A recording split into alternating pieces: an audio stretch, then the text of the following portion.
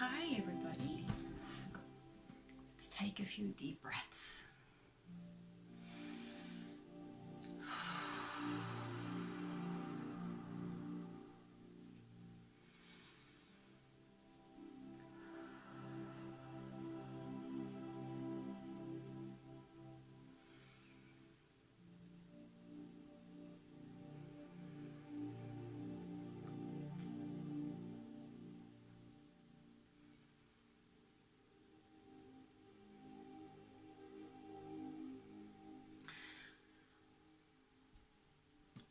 How are you feeling? As you are tuning into this, I ask you to bring your awareness fully present into this moment and ask for all aspects of you, all parts of you to be present now.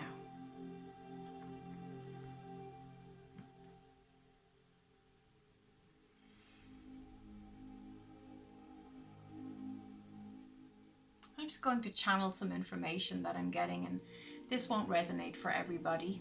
I feel like this message is only for a select few. But I will say to you, for whomever this message is for, you've just come out of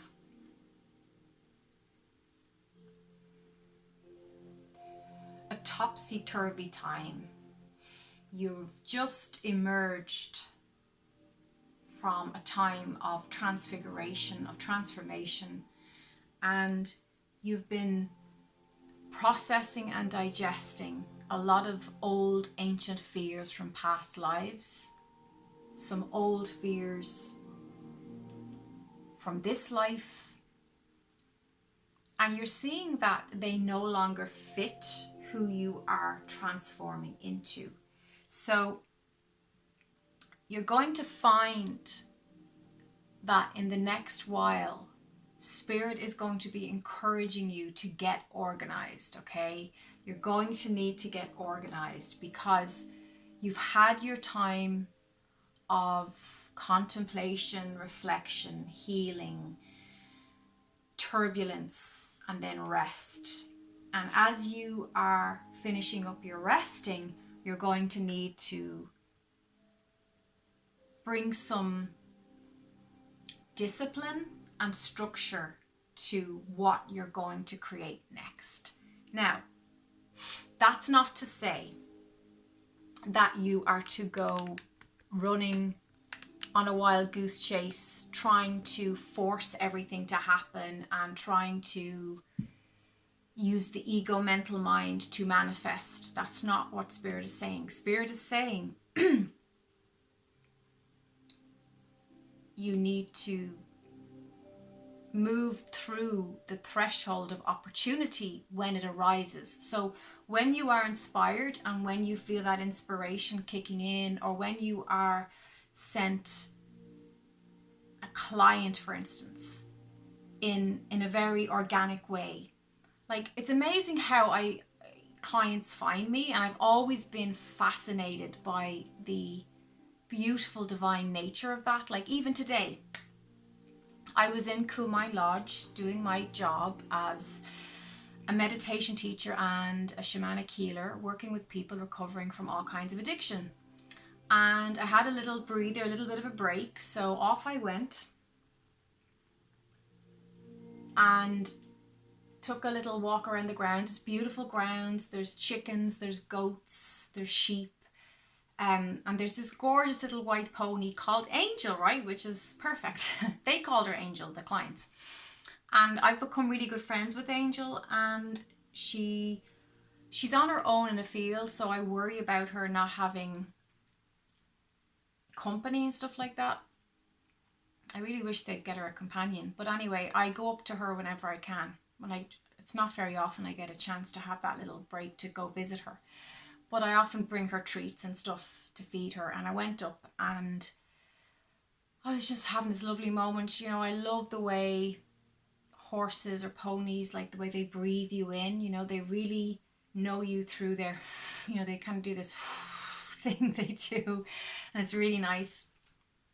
And she was doing that, and I was breathing back with her, having this lovely, soothing, relaxing moment, taking a break.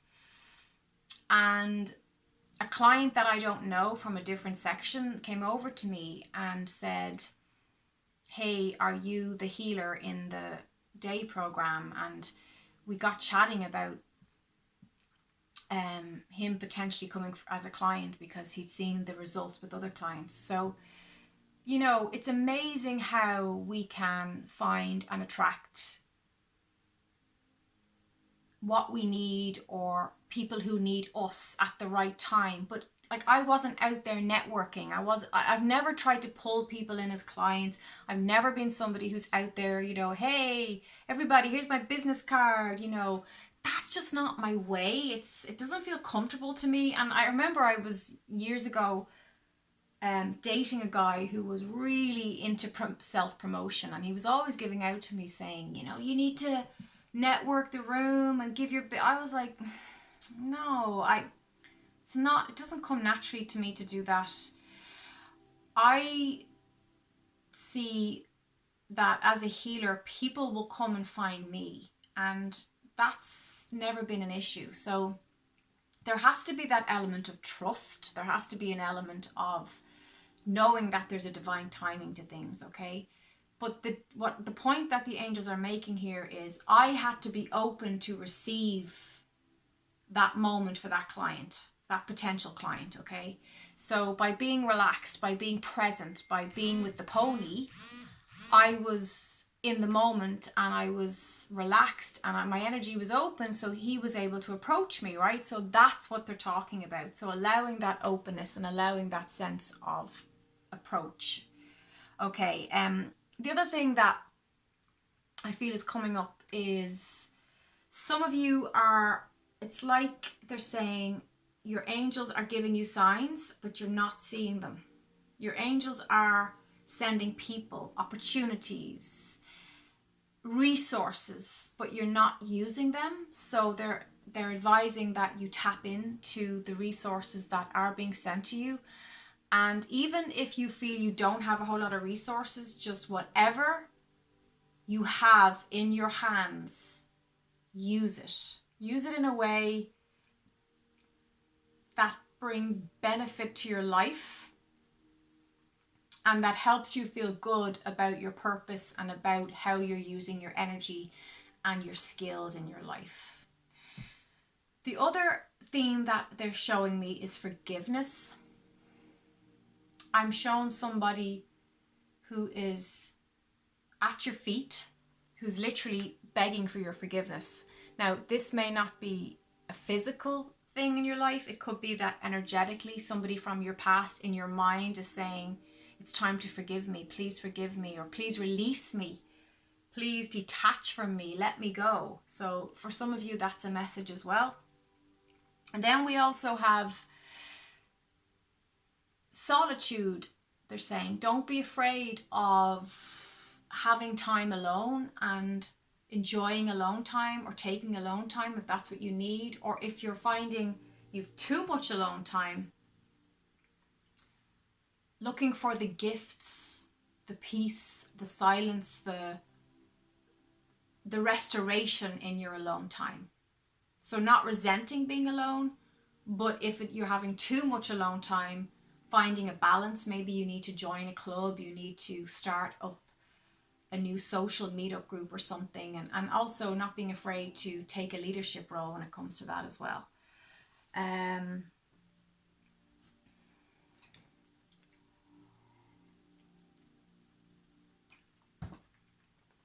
There is something about balance and justice and fair decisions.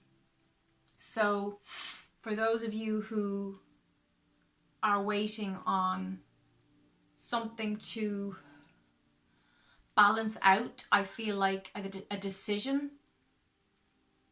is going to go in your favor.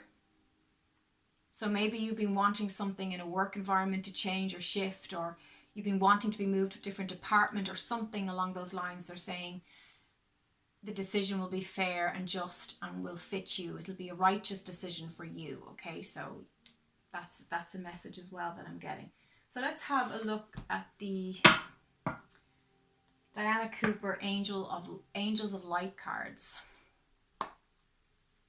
So I shuffle these cards on behalf of the viewer, whoever these messages are for. Possibly a blue ray soul, crystal ray, yellow ray.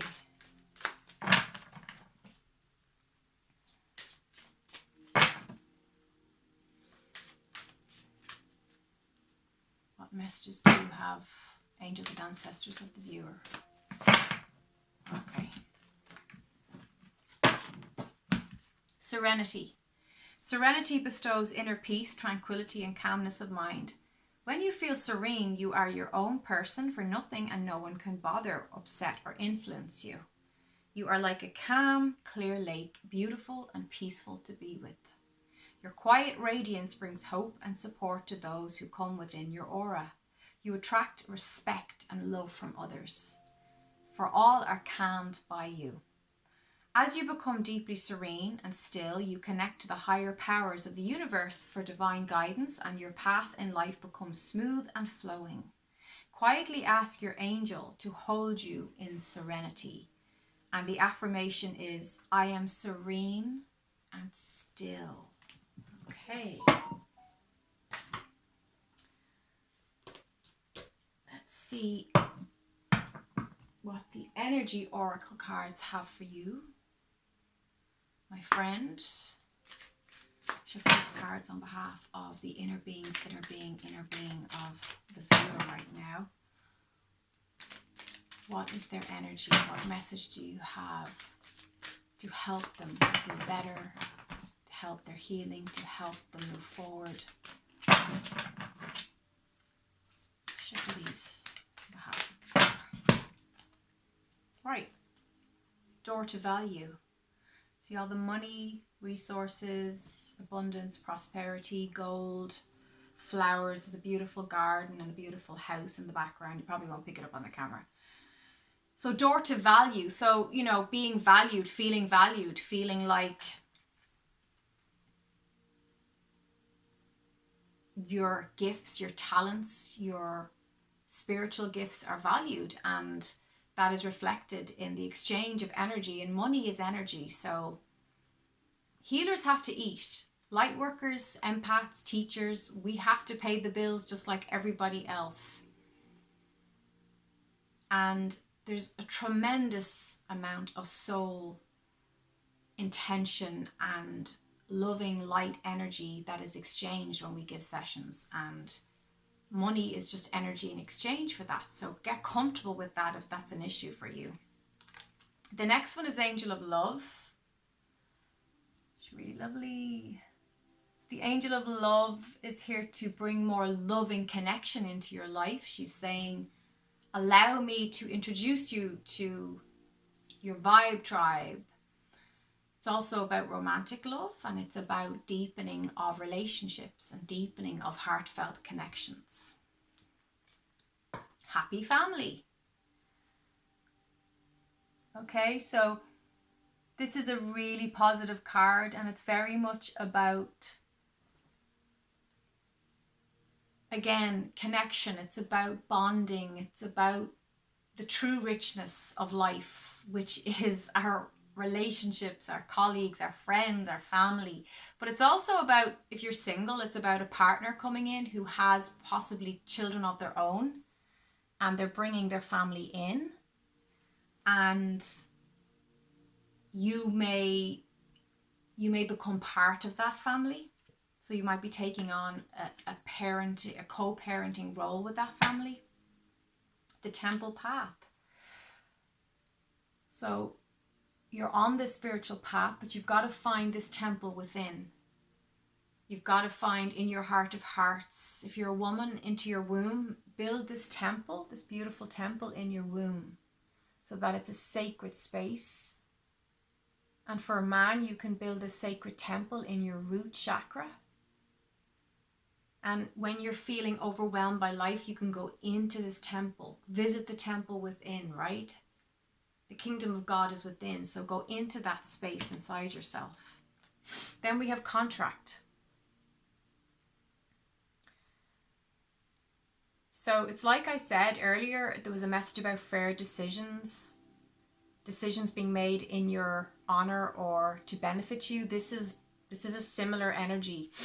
Some contract that you're going to sign will be in your favor. You might be signing a new lease. You might be signing a new contract for a job. You might be signing a marriage contract, but it's a just, fair, righteous decision, and it's a contract that will bring you lots of joy and blessings, and it's going to bring more resources, more prosperity into your life. It's a really, really beneficial. God, these cards are so rich and uplifting. Look, caring connections. Wow, guys, you're really moving in a very positive direction, right? So look at this lovely, tender, this is tenderness, this is bonding. This is, again, for some of you, if you're single, this is meeting somebody that you have a connection with and really feeling that heart-to-heart connection, but it's also a deepening of the connections that are in our life if you're not single as well. And finally, indecision. So you're going to have to, sorry, the light's reflecting off the cards. You're going to have to make a decision. You're going to have to choose a path. Are you going to go this way or this way? So it's time to make a decision. It's time to get organized, like I said earlier, and decide now. Even if you don't take action right away, before we can take any inspired action, we have to emotionally and spiritually line up with our decisions, and then the inspired action will flow from there. So it has to start in your thoughts, in your feelings, in your heart, and then momentum builds and things start to shift and move. Okay, that's what I have for you. This is Aoibhinn Doyle from aoibhinndoyle.com. If you enjoy this, you're very welcome. God bless. Bye-bye.